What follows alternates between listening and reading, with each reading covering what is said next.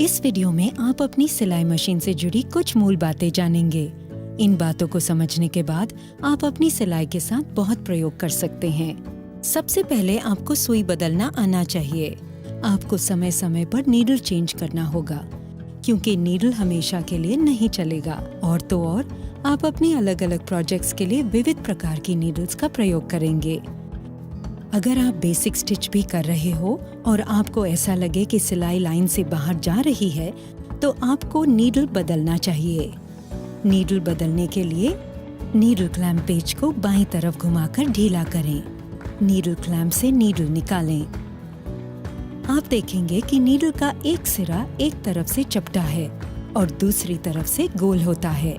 Needle को वापस लगाने के लिए उसे ध्यान से ऊपर नीडल बार की स्टॉपर तक सरकाएं।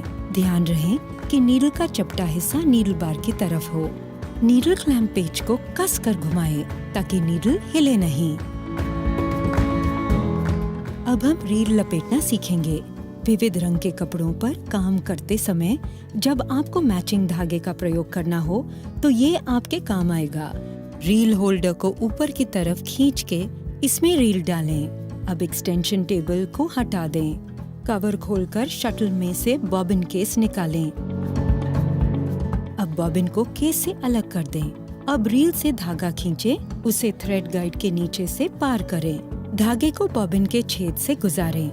बॉबिन को बॉबिन वाइंडर स्पिंडल में से इस तरह रखें कि धागे का खुला सिरा ऊपर हो। अब बॉबिन वाइंडर स्पिंडल को दाहिनी ओर धकेलकर बैलेंस व्हील को बाहर खींचे। इससे मशीन अलग हो जाएगी और आप धागा समेट पाएंगे। धागे को इस तरह पकड़कर फुट कंट्रोलर दबाकर मशीन चलाएं। धागा 2-3 राउंड लिपट जाने पर मशीन बंद करें और बॉबिन पर लगाए अतिरिक्त धागे को इस तरह से काट लें। अब धागा लिपटना तब तक जारी रखें जब तक बॉबिन पूरी तरह से भर न जाए। बॉबिन वाइंडर अपने आप रुक जाएगा। अब धागा काटें।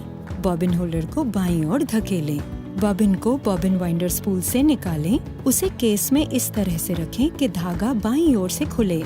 धागे को टेंशन प्लेट में फंसाकर खींचे। ध्यान रहे कि केस में बॉबिन बाईं ओर घूमना चाहिए। अब बॉबिन को शटल असेंबली में उसकी क्लच लीवर वाली साइड से डालें। शटल को कवर करके एक्सटेंशन टेबल लगा दें।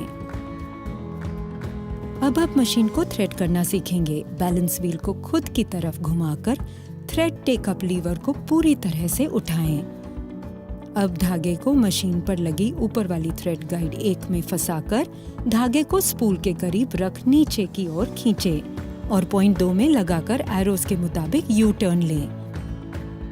अब धागे को टेकअप लीवर में दाहिने से बाईं ओर घुमाकर पॉइंट 3 में फंसाएं।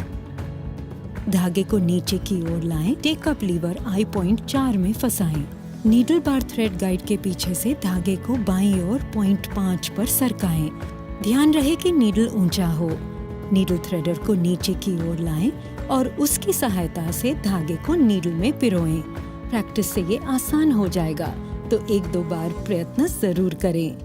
अब बाएं हाथ में धागा हल्के से पकड़ें और नीडल को बैलेंस व्हील अपनी ओर घुमाकर नीचे नीडल प्लेट तक डालें। नीडल थ्रेड को खींचकर बॉबिन थ्रेड को नीडल प्लेट से इस तरह ऊपर लाएं। अब धागे को पकड़कर प्रेसर फुट को नीचे सरकाएं। अब मशीन को एक शानदार स्टार्ट देने से पहले एक आखिरी बात का ध्यान रखें। अतिरिक्त पाश न सिल जाएं, इसीलिए नीडल थ्रेड का तनाव चेक करें। अगर धागा ढीला हो तो वो बार बार टूट सकता है और अगर ज्यादा सख्त हो तो थ्रेड टेंशन डायल को 0 से 9 तक नियमित किया जा सकता है। 9 पर धागा अधिकतम तना रहेगा। फैब्रिक सिलने के लिए थ्रेड टेंशन को 3 पर रखना सही है। अब आपका मशीन सिलने के लिए बिल्कुल तैयार है। बस आपको पैटर्न चुनना है। उषा जनोमी इनबिल्ट पैटर्न्स के साथ आता है।